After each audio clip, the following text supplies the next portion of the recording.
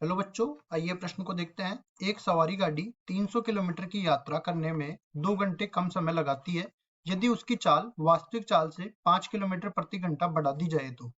रेलगाड़ी की वास्तविक चाल ज्ञात कीजिए। प्रश्न को हल करने से पहले इसकी मुख्य अवधारणा के बारे में चर्चा कर लेना है।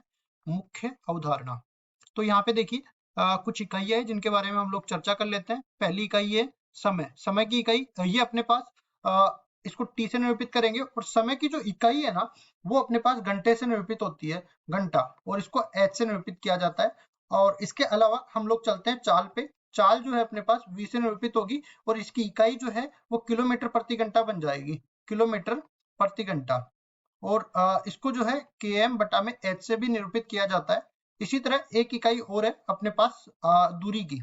दूरी जो है एस से निरूपित होगी और साथ ही इसकी इकाई क्या बन जाएगी, किलोमीटर। अब देखो किलोमीटर अपने पास केएम से भी निरूपित होता है। अब इन सब में अपने पास संबंध पढ़ लेते हैं। समय जो होता है वो बराबर होता है दूरी बटा चाल से, और दूरी को हमने एस से निरूपित कर दिया और चाल को हमने वी से निरूपित कर दिया, मतलब कि टी बराबर हो जाएगा एस बटा में वी से। अब चलते हैं सवाल में। सवाल में देखो इस तरह से मैं बोल देता हूँ। एक सवारी गाड़ी है। एक सवारी गाड़ी ये ए स्थान से बी स्थान पर जाती है। ठीक है, सवारी गाड़ी को मैं जो है यहाँ पे जैसे जी से निरूपित कर दूं। अब देखो इसका मैं वेग v मान लेता हूँ और समय t मान लेता हूँ। मतलब कि कुल मिला के इसके बीच में 300 किलोमीटर की दूरी है, मतलब s बराबर में 300 किलोमीटर अपने पास आ जाएगा।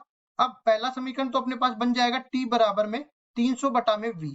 ये अपने पास पहला समीकरण है। दूसरा समीकरण भी हम लोग बनाते हैं। यहाँ पे ये बोला गया है कि ये 300 किलोमीटर की यात्रा करने में 2 घंटे कम समय लेती अगर 5 किलोमीटर प्रति घंटा चाल इसकी बढ़ा दी जाती। तो अब बोलते हैं कि इसकी चाल को अगर मैं वी को 5 किलोमीटर प्रति घंटा और बढ़ा दूं तो इसका समय जो है 2 घंटे कम हो जाएगा, मतलब t माइनस 2 हो जाएगा। कुल मिला के अपने पास t माइनस 2 का मान किसके बराबर हो जाएगा। देखो दूरी तो उतनी है, चाल बढ़ गई है, v प्लस 5 हो जाएगा। अब 2 को भी उधर लेके जाता हूं तो t बराबर हो जाएगा 300 बटा में v प्लस 5 और इधर प्लस का 2। इसको मैं समीकरण नंबर 2 नाम दे देता हूँ। दोनों समीकरणों को मैं बराबर कर दूंगा तो ये क्या मिलेगा मेरे पास, 300 बटा में v बराबर में 300 बटा में v प्लस 5 और प्लस में 2। अब इसको आगे सरल कर लेता हूं तो लघुत्तम ले लेता हूं पहले तो मैं। 300 बटा में v बराबर में हो जाएगा 300 प्लस 2v प्लस में 10।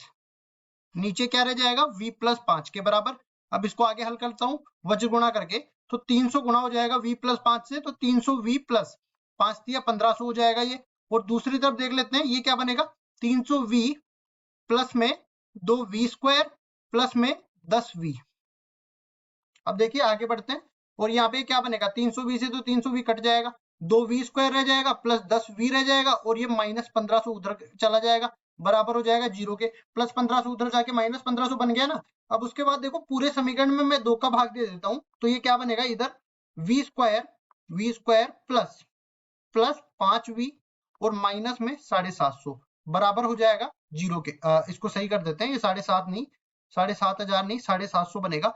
अब इसके हम लोग गुणनखंड करेंगे द्विघात समीकरण के, तो क्या बनेंगे, देखो 5 के टुकड़े कर देता हूँ जिनको जोड़ने घटाने पर 5 आना चाहिए और गुणा करने पर माइनस 750 आना चाहिए। तो मैं जानता हूँ अगर मैं प्लस का 30 ले लूं और माइनस का 25 ले लूं तो 25 दिया 75 मतलब 750 बन जाता है।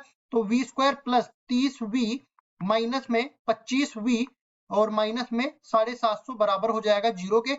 v उबनिश ले लिया तो अंदर क्या बच जाएगा, v प्लस 30, और देखो यहां से अगर मैं 25 माइनस का 25 उबनिश ले लेता हूं तो अंदर क्या बच जाएगा, v प्लस का 30, ये बराबर हो जाएगा 0 के।